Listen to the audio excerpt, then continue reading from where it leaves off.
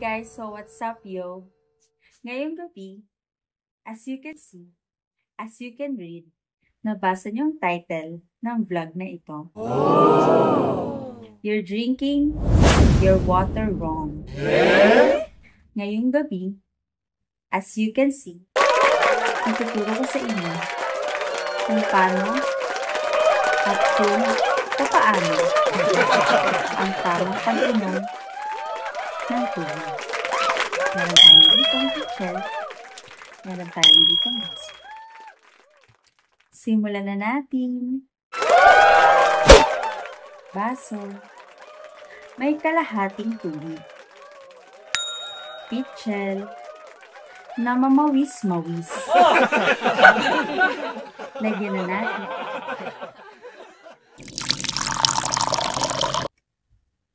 Nakita niyo yung mukha ko habang naglalagay ako ng tubig?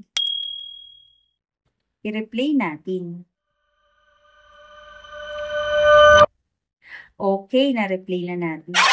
Nakita niyo, di ba?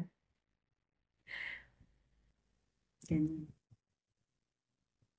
Ganun.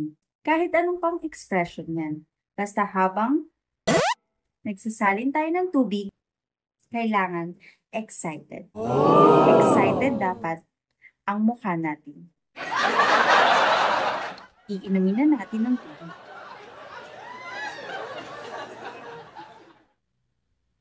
Ganito ang tamang pag-inom ng tubig. Ititig muna. Raramdamin ng tubig. Saka natin ito lalasapin. Wow! Simulan na natin.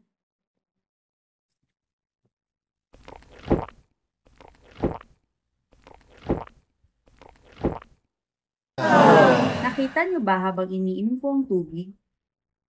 Ako ay pumikit. No! Ganun ang tamang pag-inom ng tubig. At habang iniinom mo ang tubig, merong interval. Interval meaning, hiwalay. May pagitan. Putol ang bawat paglunok. Ulitin natin. Titig. Inumin.